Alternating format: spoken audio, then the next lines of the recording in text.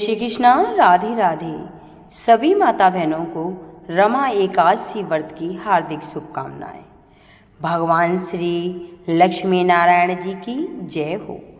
आज कार्तिक मास की कृष्ण पक्ष की एकादशी तिथि है और इस एकादशी को रमा एकादशी के नाम से जाना जाता है और कुछ स्थानों पर इसे रमा 11 भी कहते हैं। रमा माँ लक्ष्मी का ही दूसरा नाम है, इसलिए इस एकादशी की व्रत कथा को सुनने से अपार धन संपत्ति की प्राप्ति होती है। जो व्यक्ति रमा एकादशी का व्रत करता है उसे बैकुंठ में स्थान प्राप्त होता है।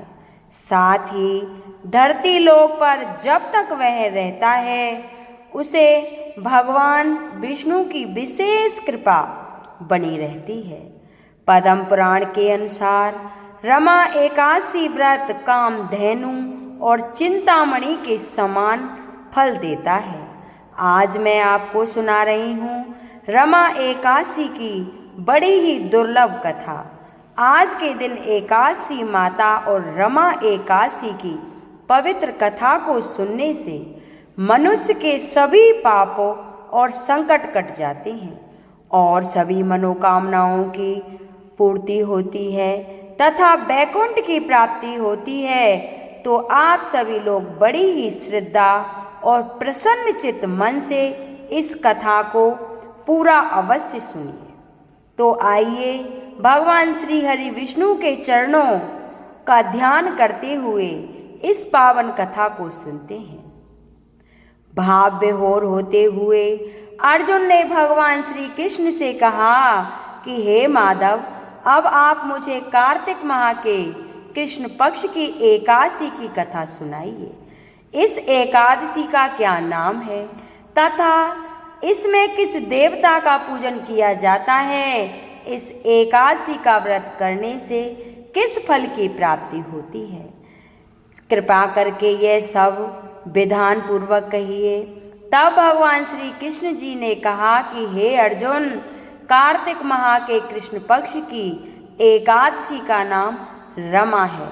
इसका व्रत करने से सभी पापों का शमन हो जाता है। इसकी कथा इस प्रकार है, इसे ध्यान पूर्वक श्रवण करो।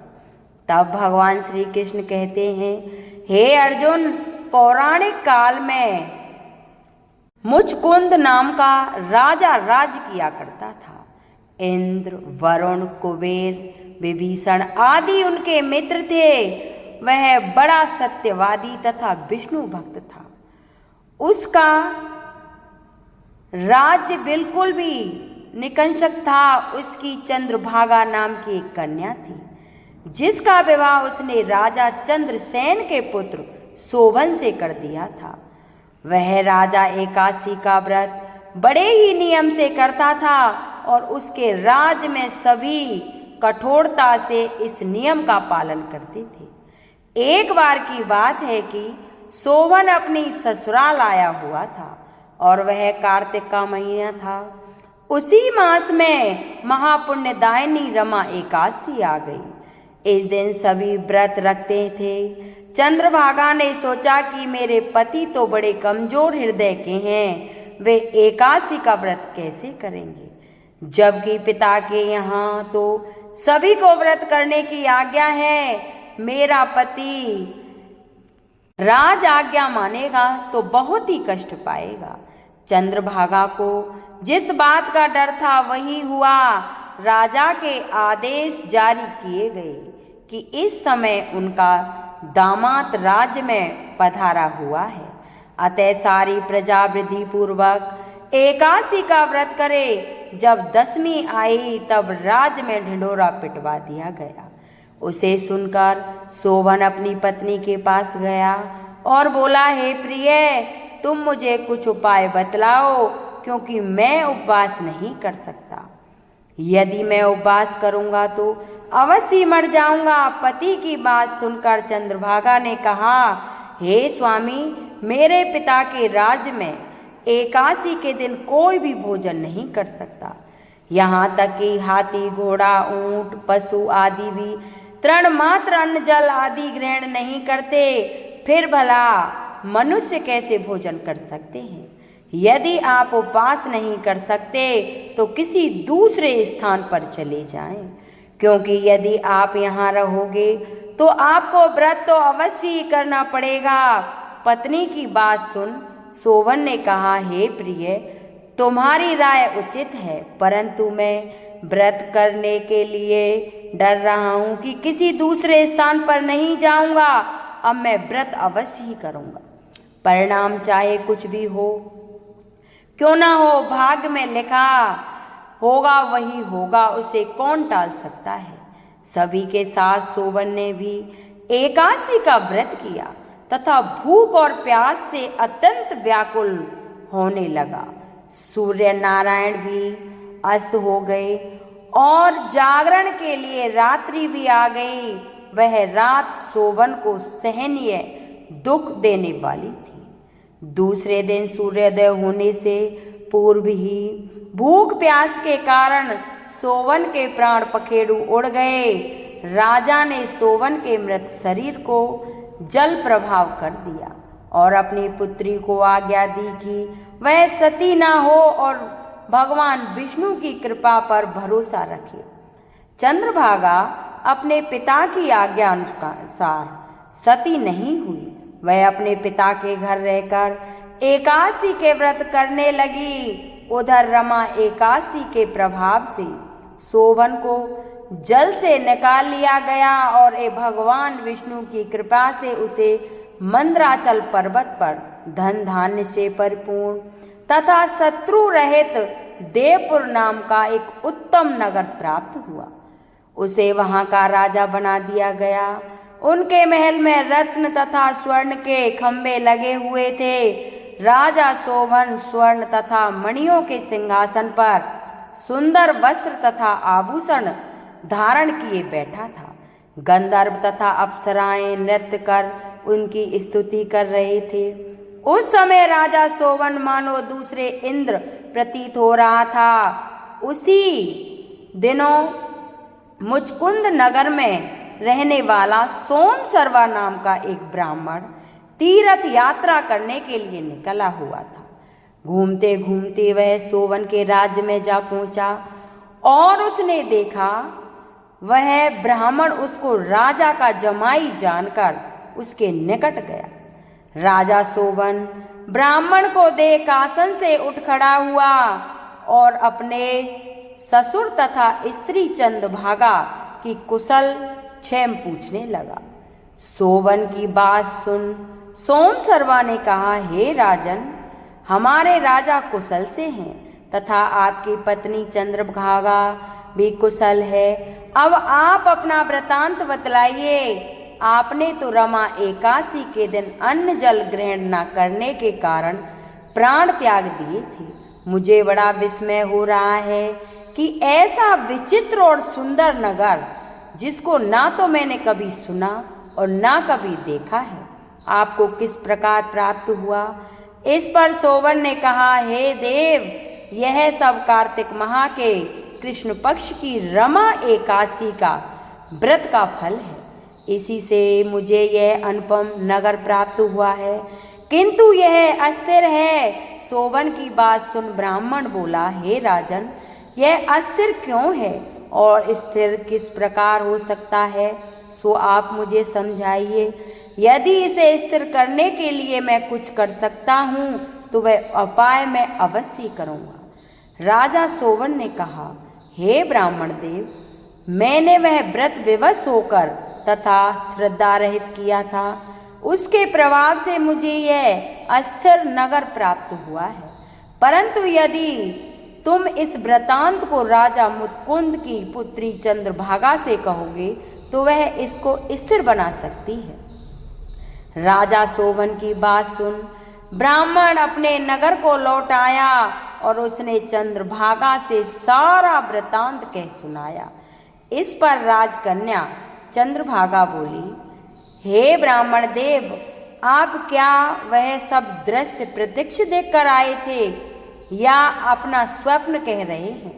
चंद्रभागा की बात सुनकर ब्राह्मण देव बोला कि हे राजकन्या, मैंने तेरे पति शोभन तथा उसके नगर को प्रत्यक्ष से देखा है, किंतु वह नगर अस्थिर नहीं है। तू कोई ऐसा उपाय कर जिससे कि वह स्थिर हो जाए। ब्राह्मण की बात सुनकर चंद्रभागा बोली, हे ब्राह्मण देव, आप मुझे उस नगर में ले चलिए, मैं अपने पति को देखना चाहती हूँ।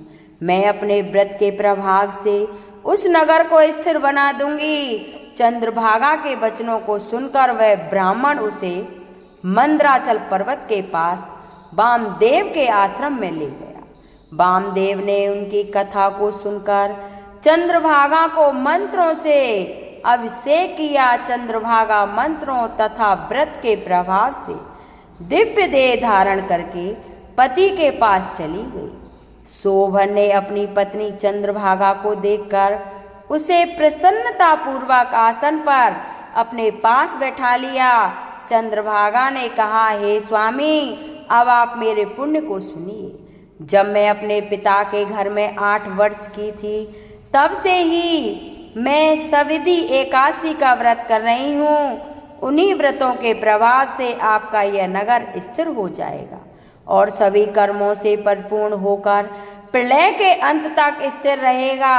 चंद्रभागा दिव्य स्वरूप धारण करके तथा दिव्य वस्त्रों अलंकारों से सजकर अपने पति के साथ सुखपूर्वक रहने लगी। हे अर्जुन, यह मैंने रमा एकादशी का मातम कहा है।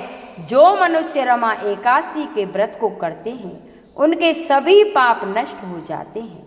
जो मनुष्य रमा एकादशी का महात्म्य सुनते हैं, वह अंत समय में विष्णु लोक को जाते हैं। भगवान श्री कृष्ण कहते हैं, हे अर्जुन, भगवान श्री हरि बड़े ही दयालु और क्षमावान हैं। श्रद्धा पूर्वक या विवश होकर भी यदि कोई उनका पूजन या एकादशी व्रत करता है, तो वह उसे भी उत्तम फल प्रदान करते हैं।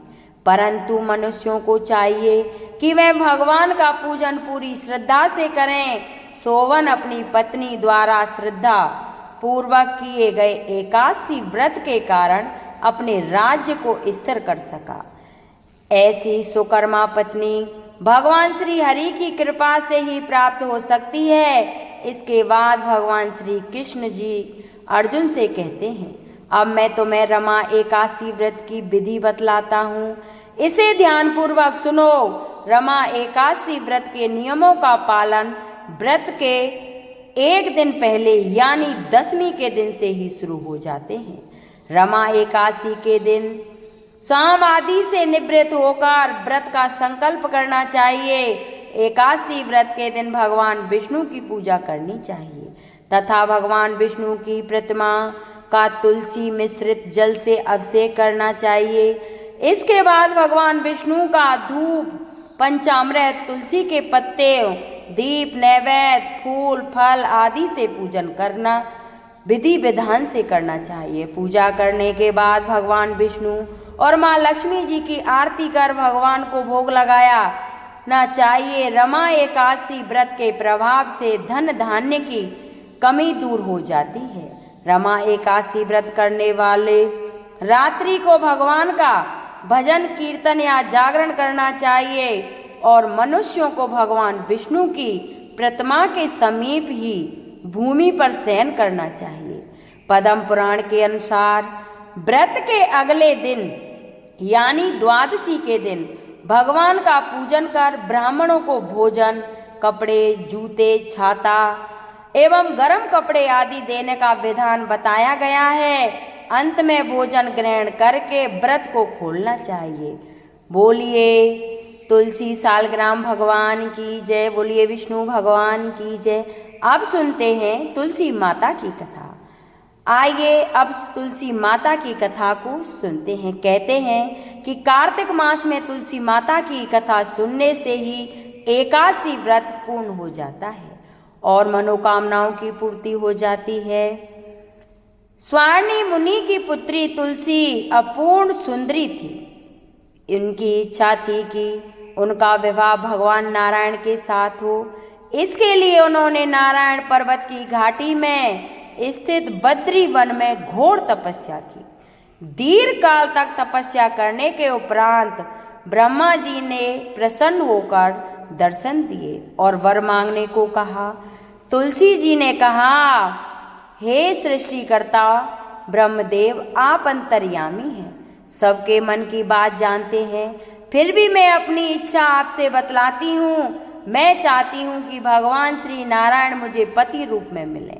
ब्रह्मा जी ने कहा, तुम्हारा अविष्ट तुम्हें अवश्य मिलेगा। अपने पूर्व जन्म में किसी अपराध के कारण तुमने श्राप मिला है, इसी कारण भगवान श्री नारायण के एक पार्षद को भी दानव कुल में जन्म का श्राप मिला है। दानव कुल में जन्म लेने के बाद भी उसमें नारायण का अंश विद्यमान रहेगा, इसलिए इस जन्म में पूर्व जन्म के पाप के समन के लिए संपूर्ण नारायण तो नहीं मिलेंगे, लेकिन नारायण के अंश से युक्त दानव कुल में जन्म उस पाप ग्रस्त पार्षद से तुम्हारा विवाह होगा। शाप मुक्त होने पर भगवान श्री नारायण सदा सर्वदा के लिए तुम्हारे पति हो जाएंगे। तुलसी ने ब्रह्मा के इस वर को स्वीकार कर लिया, क्योंकि मानव कुल में जन्म लेने के कारण उसे मायावी भोग तो भोगना ही था। तुलसी बद्री वन में ही रहने लगी। नारायण का पार्षद दानव कुल में जालेंद्र के नाम से पैदा हुआ था। कुछ दिनों बाद वह भ्रमण करता हुआ बद्री वन में आया। यहाँ तुलसी को देखते ही वह उस पर मुग्ध हो गया। तुलसी के सामने उसने अपने विवाह का प्रस्ताव रखा। इतने में ही महाब्रह्मा जी भी वहां आ गए और तुलसी से कहा, तुलसी, जालेंद्र को देखो, कैसा देवो उसका रूप है। दानव कुल में जन्म लेने के बाद भी लगता है जैसे शरीर में नारायण का वास हो। तुम प्रस्ताव को सहर्षी स्वीकार कर लो। तुलसी को भी लगा कि उसकी तपस्या पूर्ण हुई, इच्छित फल मिला है। जालंधर के साथ उसका गंधर्व विवाह हो गया और वह जालेंद्र के साथ उसके महल में पत्नी बनकर आ गई। जालेंद्र ने अपनी परम सुंदरी सती साध्वी पत्नी तुलसी के साथ बहुत दिनों तक राज्य किया। उसने अपने राज्य का इतना विस्तार किया कि देवलोक तक उसके अधीन में आ गया।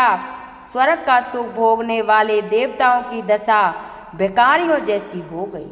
जालेंद्र किसी को कष्ट नहीं देता था, पर वह अधिकार और राज्य छीन जाने से सारे देवता मिलकर ब्रह्मा, विष्णु और शिव जी की सभा में गए तथा अपनी विपत्ति सुनाई।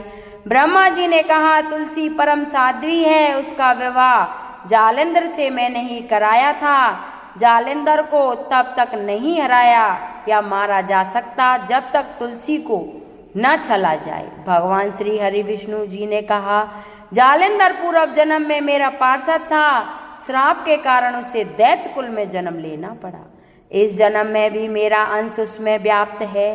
साथ ही तुलसी के पतिव्रत धर्म से भी वह अजय है। फिर देवताओं की सहमति से भगवान शिव ने जालेंद्र के पास संदेश भेजा कि या तो वह देवताओं का राज्य लौटा दे या फिर उनसे युद्ध करे। जालेंद्र भगवान शंकर के पास आ पहुंचे। उसने कहा, देवादि देव, आपके लिए देवताओं का पक्ष लेना उचित नहीं है। राज्य बढ़ाना हर राजा का कर्तव्य है। मैं किसी को दुखी नहीं कर रहा हूँ। देवताओं से कहिए कि वे मेरी प्रजा बनकर रहें।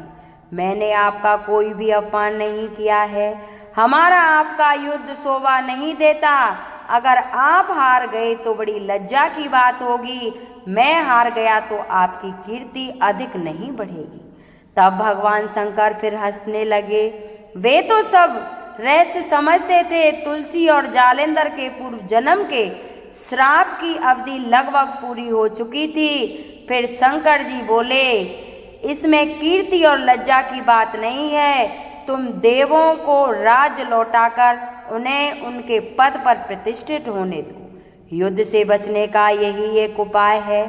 जालेंद्र ने कहा, मैंने युद्ध के बल से देवलोक को जीता है।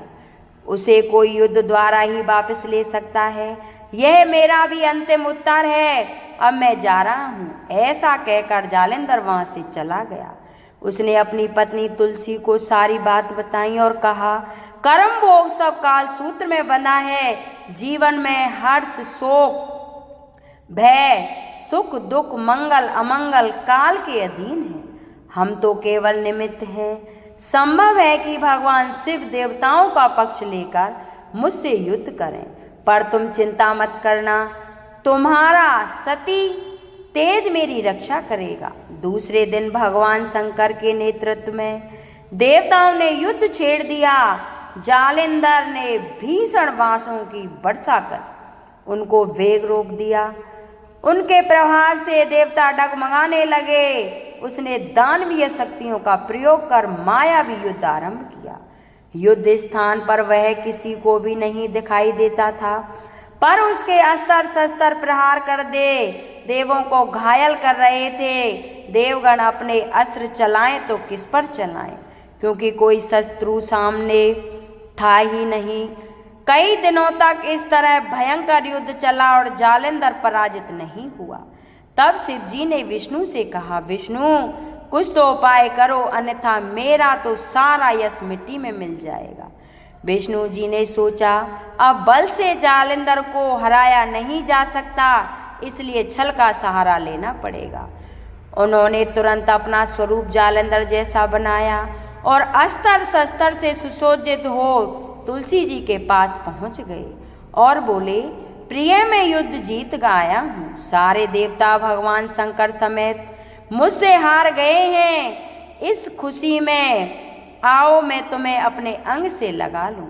पति को प्रत्यक्ष खड़ा देख तथा विजय का समाचार सुन वह दौड़कर मायावी जालिंधर के गले से लिपट गई। इस प्रकार पति पत्नी दोनों ने आलिंगन को खूब खुशी मनाई, पर पुरुष के साथ इस प्रकार के व्यवहार से उसका सती तेज नष्ट हो गया। उसका सती तेज जो जालिंधर का कवच के रूप में रक्षा कर रहा था, वह कवच नष्ट हो गया। जालिंधर शक्तिहीन हो गया। यह जानते ही भगवान शंकर ने उस पर अपने त्रिशूल से प्रहार किया। त्रिशूल के लगते ही जालिंधर जलकर भस्म हो गया। जालिंधर के मरने को जानकर भगवान विष्णु अपने असली रूप में आ गए।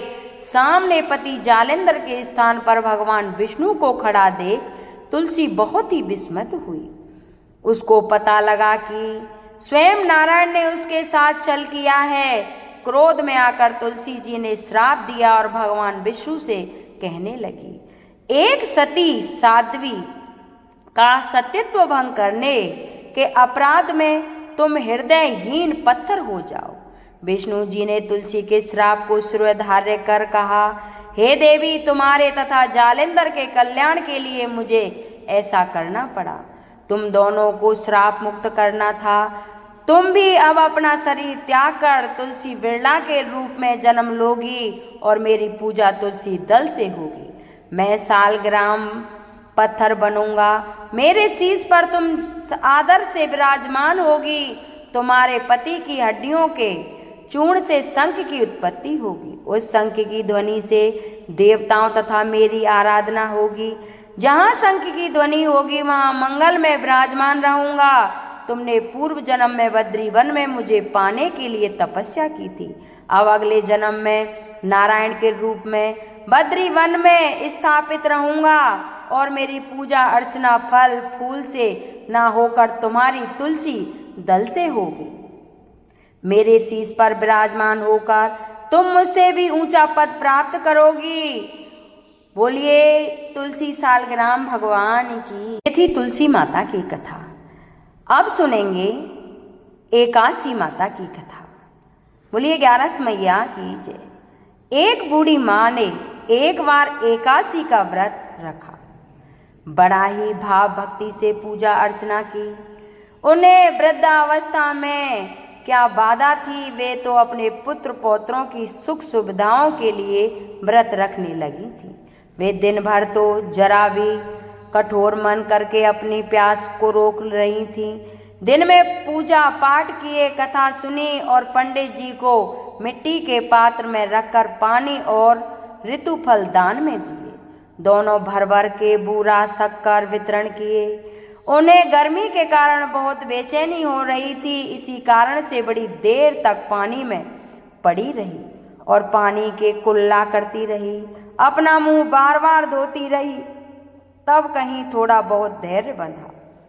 धूप तो तेज पड़ रही थी, इसी कारण बार बार मुंह सूख रहा था। बूढ़ी माँ बहुत बेचैन हो रही थी, क्योंकि एक तो बुढ़ापा और दूसरे यहाँ भयंकर गर्मी।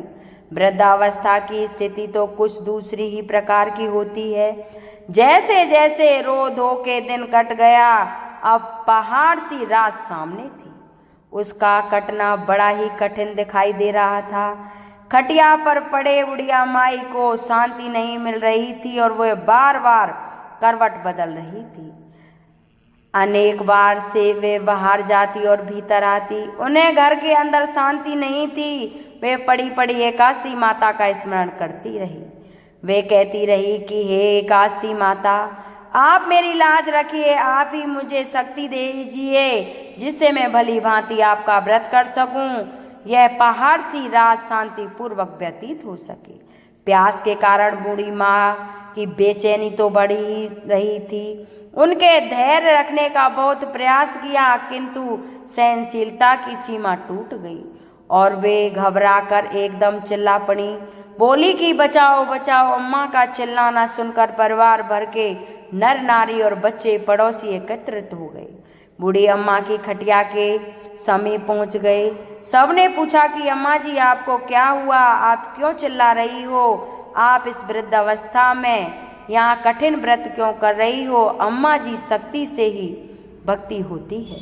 थोड़ी देर में वे फिर से बोली कि अरे, हमारे तो प्राण ही निकल जा रहे हैं। मेरी छाती पर ठंडे पानी का घड़ा रख दीजिए।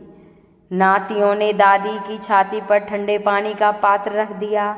तब कहीं जाकर उसे थोड़ा बहुत आराम मिला और थोड़ी देर के लिए उन्होंने अपनी आंखें बंद कर ली। एकादशी माता ने सोचा कि यह बूढ़ी अम्मा है तो बहुत कठोर, जरा जाकर उसकी परीक्षा लेनी चाहिए। वे आधी रात को मुर्गा बनकर टेर लगाने लगी। मुर्गा की आवाज सुनकर दादी जल्दी से उठकर बाहर जाकर आसमान की ओर देखा, किंतु आसमान में कहीं उन्हें प्रातकालीन तारा दिखाई नहीं दिया। वे सोचने लगी कि यह मुर्गा क्यों और कैसे बोल गया। उन्हें प्यास तो लग रही थी, थोड़ा बहुत उनका मन भी विचलित होने लगा था, किंतु अंत में उन्होंने दृढ़ निश्चय किया कि मैं अब व्रत को पूर्ण करके ही छोड़ूंगी, चाहे भले ही मेरे प्राण निकल जाएं। यह सोचकर फिर वे खटिया पर स्थिर होकर लेट गईं। थोड़ी ही देर में एकादशी माता ने उनकी फिर से परीक्षा लेनी चाहिए। एक छोटी सी बालिका एक गिलास में शरबत लेकर उनके सिरहाने खड़ी हो गई और जोर से बोली कि दादी जी, सवेरा हो गया है, आप हाथ मुंह धोकर शरबत पी लीजिए। पहले तो शरबत का गिलास देकर उनका मन ललचाने लगा, किंतु अचानक व्रत का स्मरण हो आया और उन्होंने सोचा कि मैं किसी भी प्रकार से अभी शरबत नहीं पी सकती हूँ, और वे शांति पूर्वक अपनी खटिया पर लेट गईं। फिर थोड़ी ही देर में उन्हें ऐसा लगा जैसे किसी ने उन्हें पानी के कुएं में पटक दिया हो। वे बड़ी देर तक उस कुएं में हाथ पांव चलाती रहीं, किंतु उन्होंने अपने मुंह में पानी की एक बूंद भी नहीं जाने दिया और वे दृढ़ता पूर्वक अपने व्रत का पालन करती रहीं। थोड़ी देर में न जाने कहां से सामने आग जलने लगी, जिससे भारी गर्मी बढ़ने लगी और प्यास के कारण प्राण निकलने लगे, किंतु बूढ़ी अम्मा का कुछ भी नहीं बिगड़ा पाया। वे जहाँ की तहाँ मुस्कुराती हुई सी बैठी रहीं। थोड़ी ही देर में बाहर प्रकाश दिखाई देने लगा। ऐसा लगा कि जैसा सवेरा हो गया है। बूढ़ी अम्मा ने जब बाहर निकल कर देखा तो समझ गई कि अभी सवेरा होने में 3-4 घंटे की देरी है। यह जानकर वे शांति पूर्वक इधर उधर घूमने फिरने लगी। एकादशी माता यह बात अच्छी तरह से समझ गई कि यह बूढ़ी अम्मा किसी भी प्रकार से अपने व्रत से नहीं टल सकती है। वे उसके सत्य व्रत को अच्छी तरह से समझ गईं।